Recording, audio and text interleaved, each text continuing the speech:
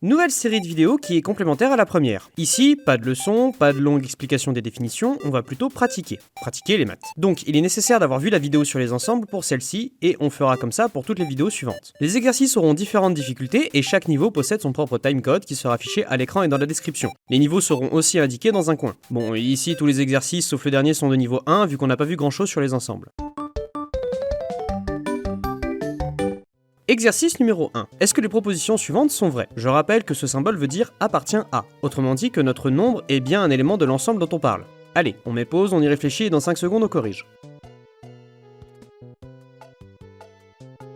Bien, donc ici c'est simple, on regarde simplement notre nombre et on regarde s'il est aussi dans les accolades de notre ensemble. Donc oui, non, non, non, oui et oui. Exercice numéro 2, cette fois-ci sur nos ensembles vus plus tôt. Commençons par n et z, est-ce que les propositions suivantes sont vraies? On corrige dans 5 secondes.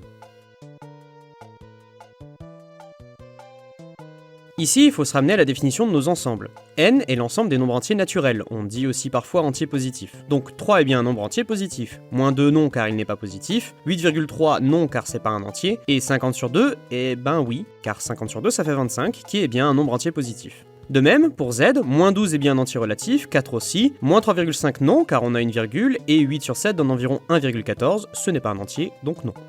Exercice numéro 3 avec d et q. Vrai ou faux? Encore une fois, on regarde notre définition pour ces ensembles. D, c'est l'ensemble des nombres décimaux, grosso modo les nombres avec une virgule et qui s'arrêtent. Donc 3,7, oui. 1 sur 2, ça fait 0,5, donc oui aussi. Moins 17, c'est un nombre à virgule, c'est moins 17,0, donc ça marche aussi. Par contre, 1,6666666, il est à virgule, oui, mais il ne s'arrête pas, donc non.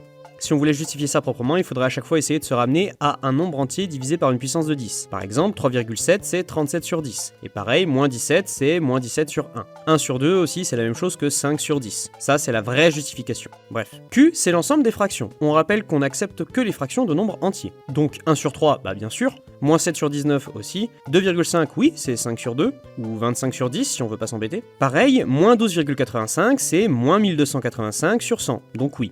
En fait, hormis quelques exemples très particuliers comme pi ou racine carrée de 2 ou 3, on ne voit pas couramment d'exemples de nombres qui sont pas dans Q. Ce qui est paradoxal car il y en a une infinité. Exercice numéro 4 avec R. Vrai ou faux?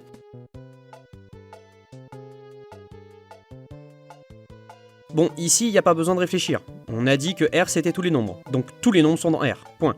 Exercice numéro 5, l'inclusion. Parmi les ensembles suivants, lesquels sont inclus dans les autres. Pour rappel, un ensemble est inclus dans un autre si tous les éléments du premier sont aussi dans le second.